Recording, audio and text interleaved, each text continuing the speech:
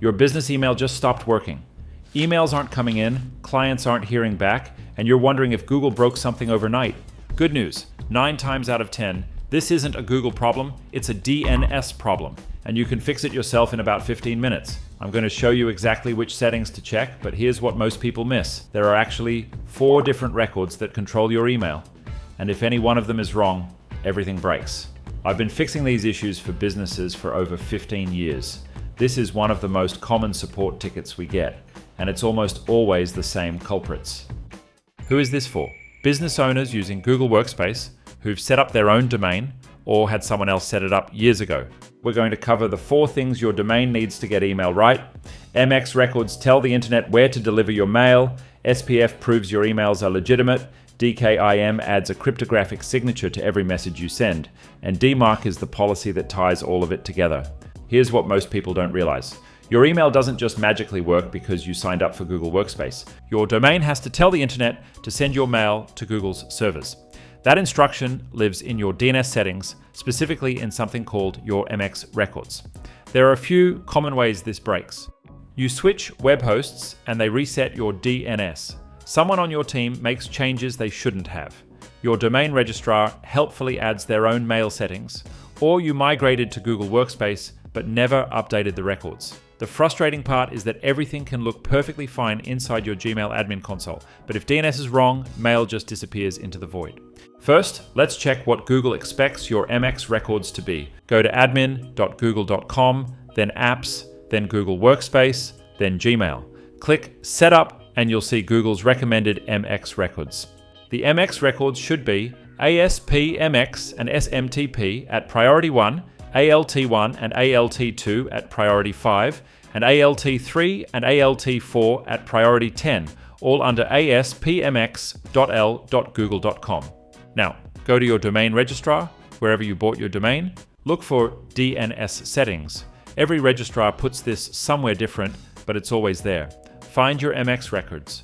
If they're pointing anywhere other than Google, that's your problem. Critical point. Delete all old MX records before adding the Google ones. You can't have 2 mail systems running at once. Priority numbers matter. Lower number means higher priority.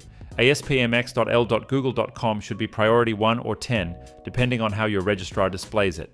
Changes can take up to 48 hours to propagate, but usually it's more like 15 to 30 minutes. Alright, if you're watching this and DNS records make your eyes glaze over, this is your exit ramp. We have a service called Quick Fix where our team can do all of this for you. Head to itgenius.com/quickfix, tell us what's broken, and we'll sort it out. If you're feeling brave and want to tackle this yourself, keep watching. We've got SPF, DKIM, and DMARC still to cover. Okay, MX records handle incoming mail. Now let's talk about what can break outgoing mail. Ever sent an important email and it went straight to someone's spam folder? SPF might be the culprit. SPF stands for Sender Policy Framework. It's basically a list that says, these servers are allowed to send email on behalf of my domain. If Google's servers aren't on that list, receiving mail servers get suspicious and dump your emails in spam. To fix this, check your DNS settings for a TXT record starting with v equals SPF1. You need to make sure this record includes the specific Google include tag. This essentially gives Google a digital passport to deliver your mail. If you use other services that send email on your behalf, MailChimp, Hubspot, your CRM, they need to be included too. One common mistake to watch out for, having multiple SPF records. You can only have one. If you try to use separate records for different services, they'll actually cancel each other out. Instead, you need to combine them into a single line. For example, your record should start with v equals SPF1, followed by the include tags for both Google and MailChimp, and finally ending with the all tag. DKIM is the technical one, but don't let that scare you. It adds a digital signature to your outgoing emails that proves they actually came from your domain and weren't tampered with. Here's how to set it up. Start in your admin console, then go to Apps and look through the options until you find Google Workspace. Click into Google Workspace, then locate and select Gmail from the list of services. Once you're inside Gmail settings, find and open the Authenticate Email section. Next, select your domain from the list and click Generate New Record to create a new DKIM entry. Google will then display a long string of characters. This is your DKIM key. Carefully copy the entire string exactly as shown, making sure nothing is missed. After that, head over to your DNS settings and create a new TXT record, then paste the DKIM key into the appropriate field. The name field should be google._domain key, or whatever Google specifies, it shows you. The value field is that long string you copied.